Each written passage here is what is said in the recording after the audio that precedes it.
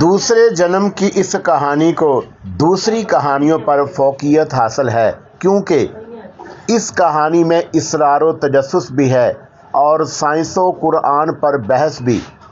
یہ ان لوگوں کے لیے ہی میں نے یہ لکھی ہے جو یہ کہتے ہیں کہ سائنس کا دور ہے۔ اس دور میں مذہب کا اثر کم سے کم ہوتا چلا جائے گا۔ ایسا کہنے والے کسی حد تک غلط ہیں۔ میں نے اسی نقطے کو مرکز بنایا ہے۔ سائنس و اسلام پر ایسی کوئی کہانی شاید ہی آپ نے پڑھی یا سنی ہو۔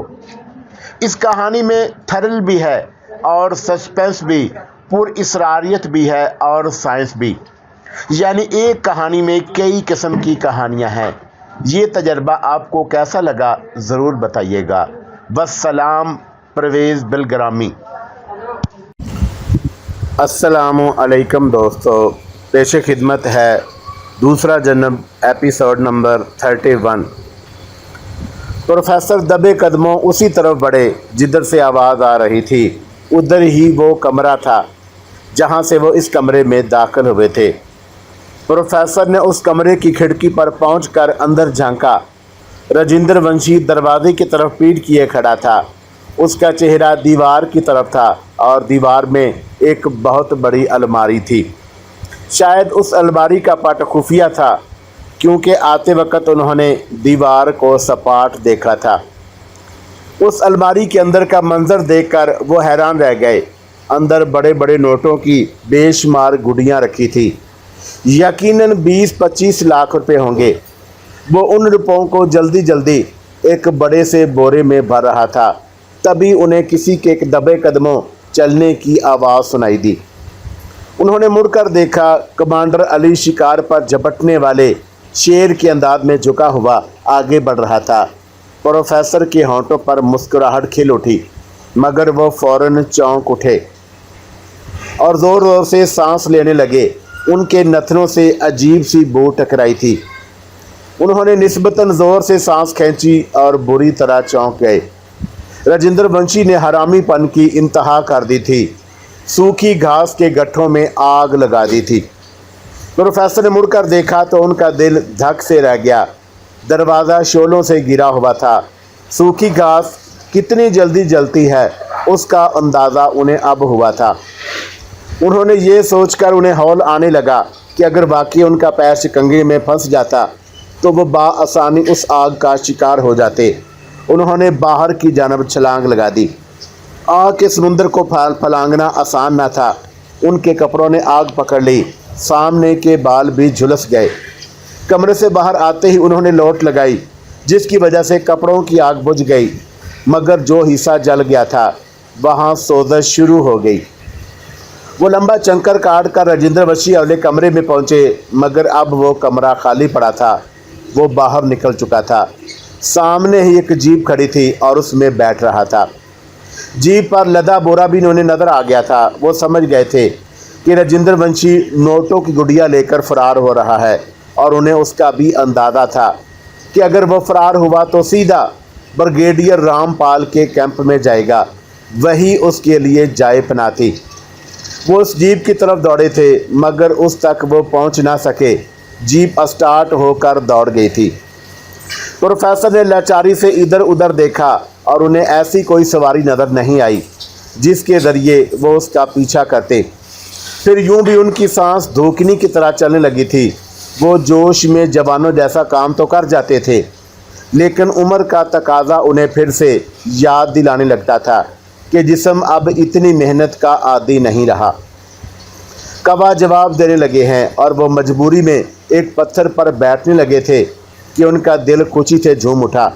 یکا یک ہی وہ بائک اچھل کر سڑک پر آئی تھی۔ نشیب سے سڑک پر آنے والی اس بائک پر کمانڈر علی بیٹھا تھا، اور اسے دیکھ کر انہوں نے زور سے کہا، علی، اسے چھوڑنا نہیں، کھیل ختم کرنا ہے۔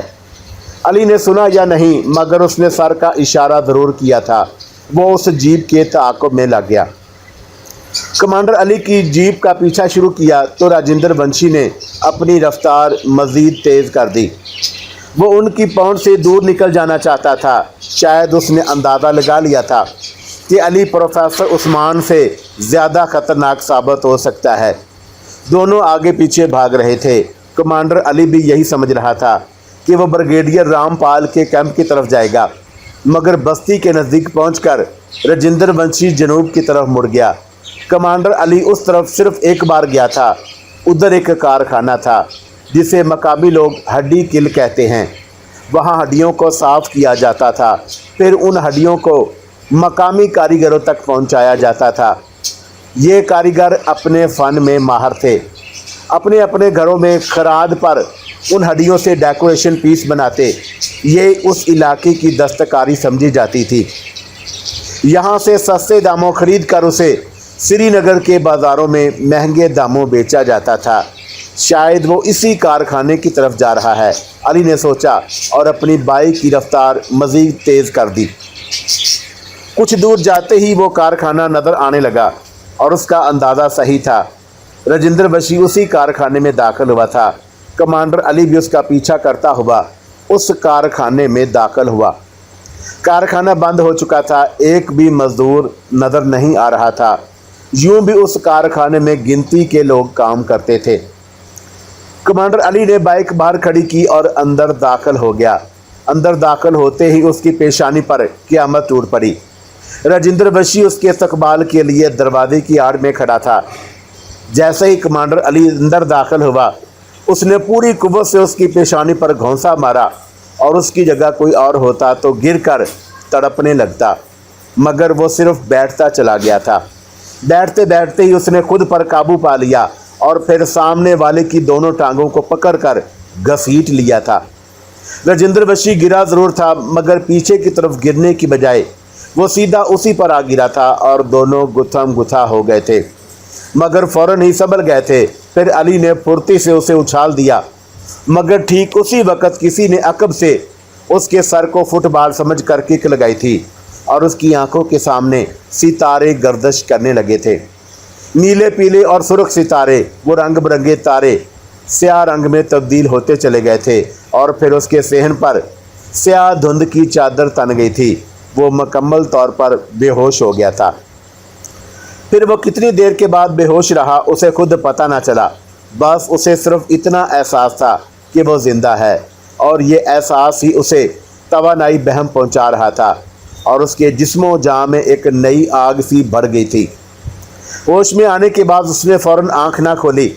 वो ये तासुर देना चाहता था कि अभी उसे होश नहीं आया। फिर उसे एहसास हुआ कि उसे ज़मीन पर घसीटा जा रहा है। ज़मीन बेहद चिकनी और हमवार थी, इसलिए उसे इस अमल से कोई अजियत नहीं पहुंच रही थी। वो आदमी जो उसे दोनों हाथों से पकड़ कर घसीट रहा था, उसने दफतन उसके हाथ छोड़ दिए। बस ये कुछ ही देर का मेहमान है, फिर ये एकदम इस दुनिया से गायब हो जाएगा। दाएं जानब चौड़ी सी एक बेलन चल रही थी जिसमें हड्डियां लदी हुई थी। वो हड्डियां एकदम से जाकर एक हौज में गिर रही थी जिसमें शायद केमिकल भरा हुआ था जो हड्डियों से चिमटे गोश्त के रेशों को गलाता था। अली ने सुन रखा था कि यह कारखाना सेमी ऑटोमेटिक है, आधे काम खुद कार मशीनों के ज़रिए होते हैं। अली को अंदाज़ा हो चुका था कि वो लोग उसे गायब करने का दावा इसलिए कर रहे हैं कि उसे केमिकल से भरे हौज में फेंकना चाहते हैं। इसे उठाओ। और ये आवाज़ राजेंद्र वंशी की थी।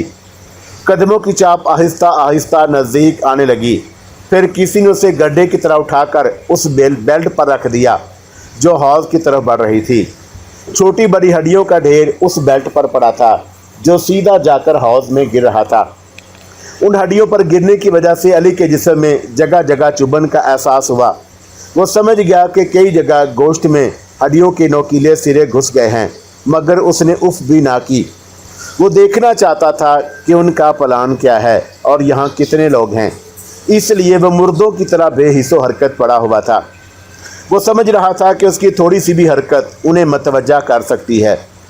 जैसे जैसे बेल्ट आगे की तरफ खिसक रही थी, उसके नथनों में केमिकल की बू तेज़ से तेज़ तर होती महसूस हो रही थी। हौज हालांकि काफ़ी दूर था, फिर भी उसकी बू नाकाबिले बर्दाश्त महसूस हो रही थी और ये सोच सोच कर के उसके जिस्म में चियूटियाँ सी रेंगने लगी थी कि अगर वो उस हौज में गिर गया तो उसका जिस्म पलक झपकते ही गल जाएगा। उसने पलकों की खफीफ सी दर्द से झांका, वहाँ सिर्फ 2 आदमी थे और दोनों ही उसकी हिट लिस्ट पर थे, और उनमें एक राजेंद्र वंशी था और दूसरा ब्रिगेडियर रामपाल। मुजाहिदाने कश्मीर के दोनों दुश्मन कमर पर हाथ रखे खड़े थे। वो उसका अंजाम देखना चाहते थे। बहुत बहादुर बनता सा साला, कुछ ही देर में इसका तेल निकल जाएगा, ब्रिगेडियर रामपाल ने कहा।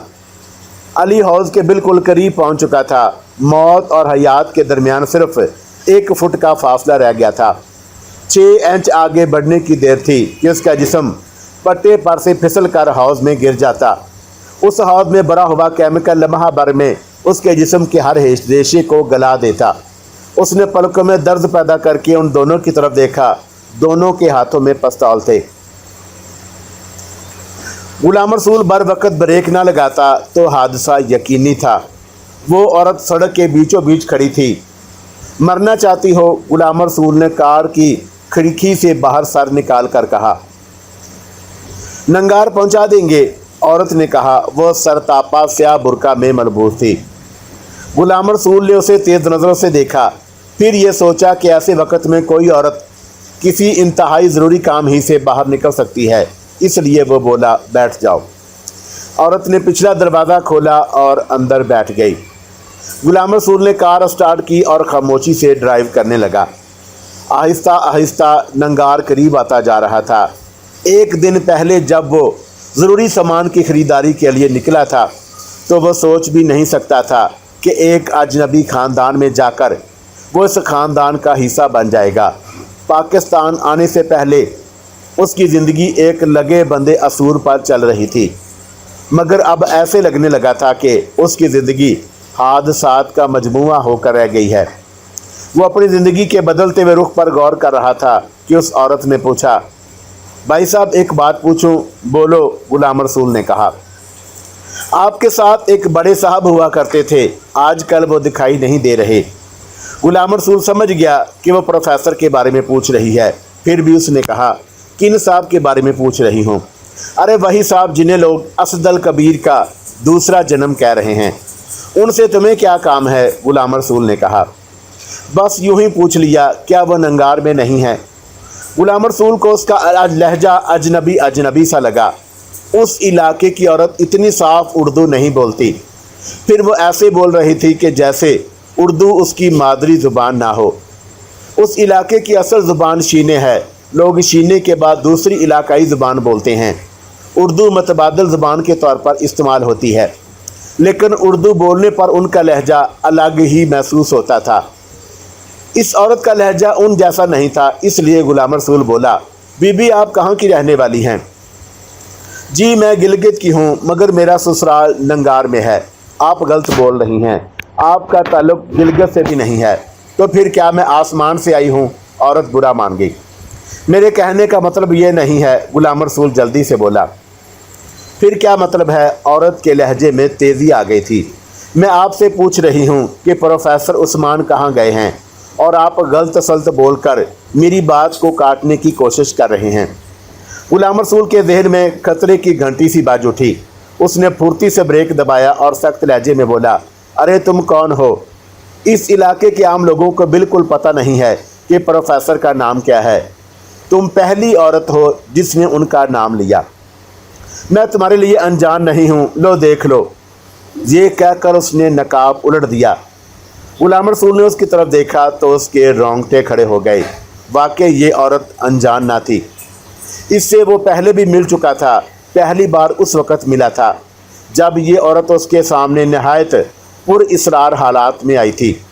उसके कमरे में चांद की रोशनी खिड़की के रास्ते से आ रही थी और इस रोशनी में एक मकरू चेहरा नज़र आने लगा था, और उस चेहरे से डर कर वो कमरे से बाहर आया था और कि ये औरत नज़र आ गई थी।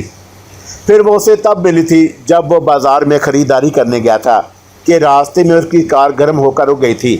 रेडिएटर में पानी डालने के लिए गुलाम रसूल ने उसी के घर से पानी लिया था, मगर जब पानी डालकर वो मुड़ा था तो ना ये औरत थी और ना उसका घर, दोनों ही गायब हो गए थे। तीसरी बार ये औरत इसी अंदाज में उसे सड़क पर मिली थी और नंगार पहुंचकर गायब हो गई थी। इस औरत पर उसे भूत का गुमान होने लगा था। तुम क्या चाहती हो? गुलाम रसूल ने पूछा। मुझे प्रोफेसर का पता चाहिए, और अगर मैं ना बताऊं तो मुझे उंगली टेढ़ी करनी भी आती है। औरत ने उखड़े हुए लहजे में कहा, आज मैं तुम्हें आखिरी मौका दे रही हूँ, कल फिर मिलूंगी। इतनी देर में तुम अच्छी तरह गौर कर लेना, अगर प्रोफेसर का पता नहीं बताया तो मैं तुम्हें ज़िंदा नहीं छोड़ूंगी। औरत ने इतना ही कहा था कि गुलाम रसूल को अपना सर घूमता हुआ लगा और उसके ज़हन पर धुंध की चादर छा गई। वो बेहोश हो गया था। उसे होश आया तो वह स्टीयरिंग पर सर रखे सोया हुआ था। उसने चौंक कर इधर उधर देखा। सफ़ेदा शहर नमूदार हो चुका था। उसने कार स्टार्ट की और हवेली पहुंच गया। हवेली में दाखिल होते ही उसने कार को पोर्च में खड़ा किया और ख़ुद नमाज पढ़ने के लिए अपने कमरे में पहुंच गया। उसने नमाज तमाम की थी कि कैथी आ गई। क्या बात है जनाब, कल से आप कहाँ थे? ये इस तरह गायब हो जाना अच्छी बात तो नहीं है। कुछ भी हो सकता है, जहाँ जाना था बताकर तो जाते। बस एक झंझट में फंस गया था। मैं कितनी परेशान थी तुम्हें क्या पता। इससे समझ लो कि इतनी सुबह भी मैं जाग रही हूँ और तुम्हें कोई परवाह ही नहीं। आते ही नमाज में लग गए। समझने की कोशिश करो, तुमसे तो बाद में भी बात कर सकता था, मगर नमाज का वक़्त निकल जाता तो फिर क्या होता।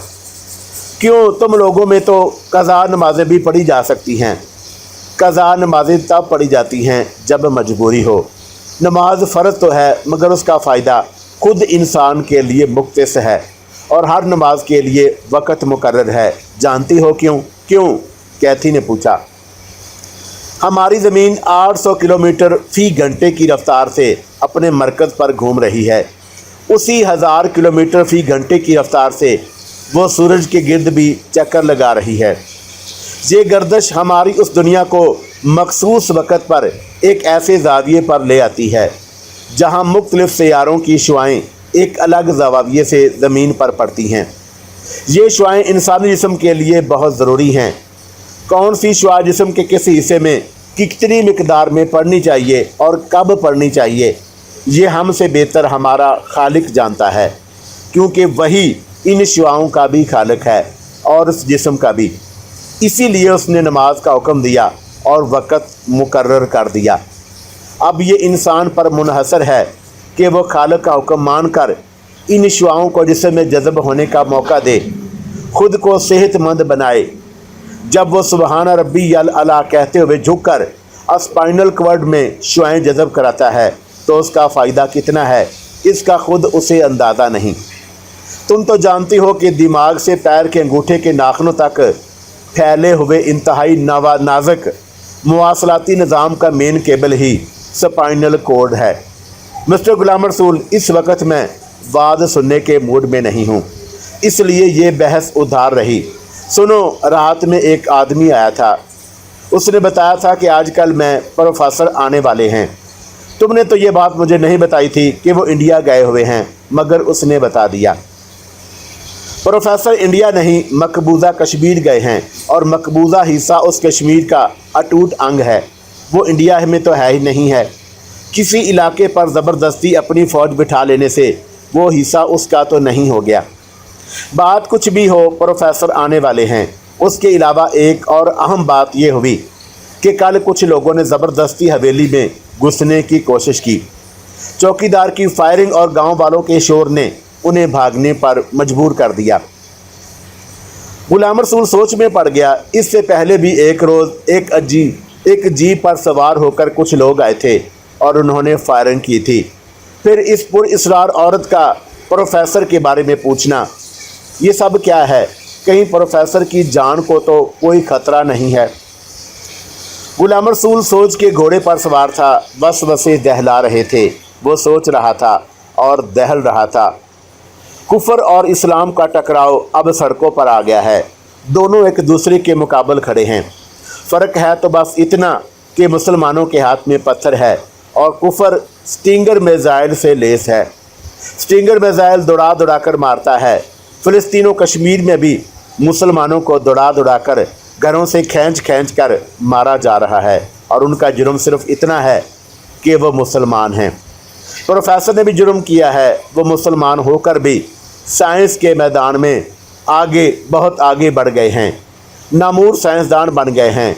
खुलियों सेल्द की थ्योरी पेश करके दुनिया में हलचल मचा बैठे हैं, सब को हैरान कर दिया है। कमज़ोर जब हैरान होता है तो तअज्जुब का इजहार करता है और ताकतवर खजालत का। कमज़ोर को आगे बढ़ते देखकर वो झल्ला उठता है और ताकत का इस्तेमाल शुरू कर देता है। अहले यूरोप भी इस्लाम के मुकाबले एक हो चुके हैं, खुलकर सामने आ गए हैं, खुल्लम खुल्ला मुसलमानों को दहशतगर्द कह रहे हैं। कहीं ऐसा तो नहीं कि वो अब प्रोफेसर को भी सबक सिखाने के लिए यहाँ तक आ गए हों।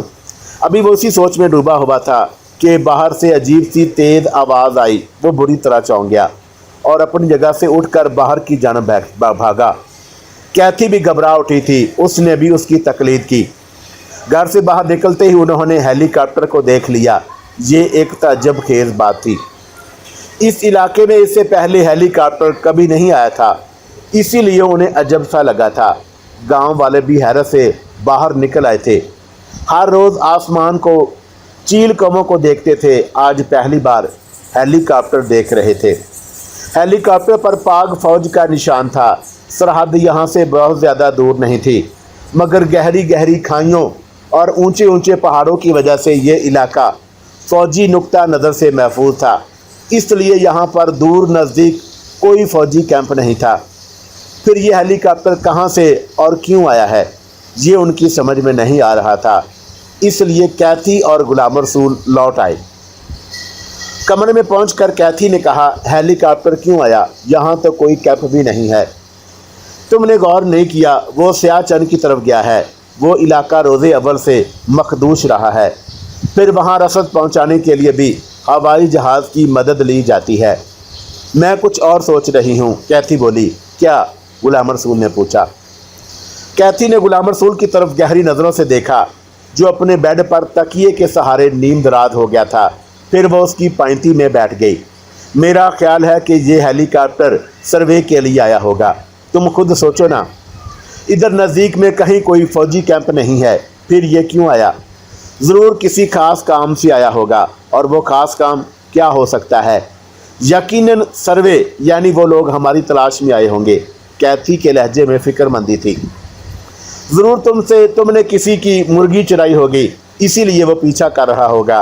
गुलाम रसूल हंस कर बोला, और वो उसके ख्याल से मुतफिक था, लेकिन अजहार करने से गुरेज़ा था, क्योंकि वो कैथी को काबिल एतबार नहीं समझता था। मजाक नहीं, मैं सीरियस हूँ।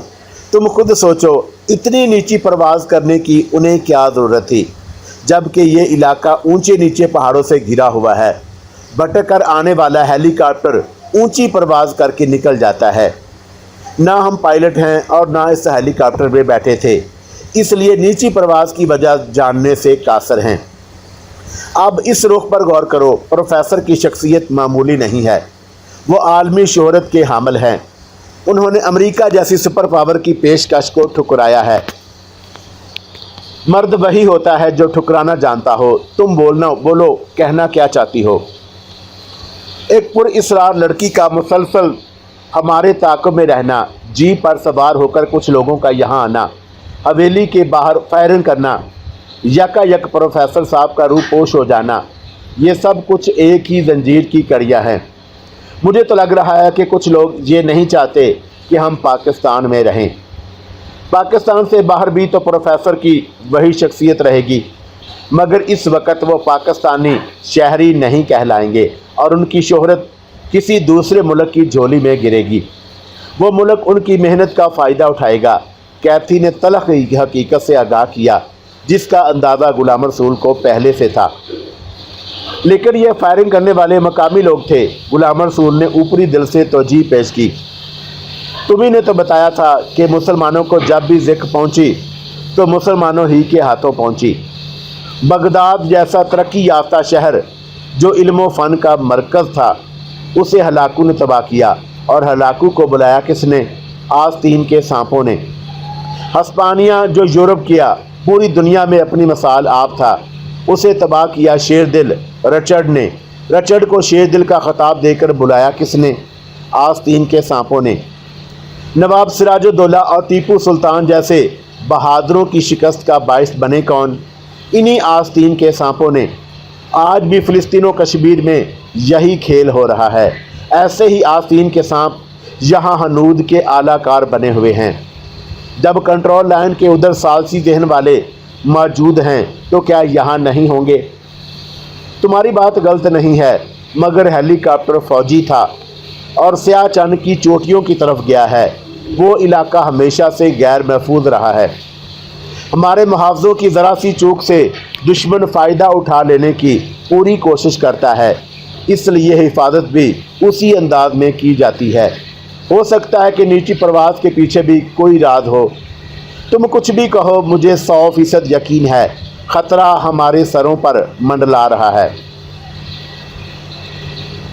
कमांडर अली का जिस्म हड्डियों के ढेर पर पड़ा था और पट्टा चल रहा था, आगे बढ़ रहा था। हड्डियों के ढेर के साथ उसके जिस्म को भी आगे बढ़ा रहा था। केमिकल से भरा हुआ 10 बाई 10 फुट का हौज अब ज़्यादा दूर नहीं था।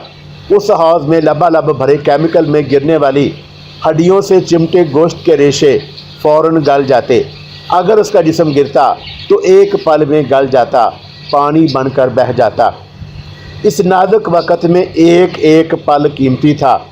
उसने पलकों में दर्द पैदा करके अतराफ़ का जायज़ा लिया। बिल्कुल सामने राजेंद्र वंशी खड़ा था और उसके पीछे ब्रिगेडियर रामपाल था। दोनों के हाथ में पिस्तौल थे।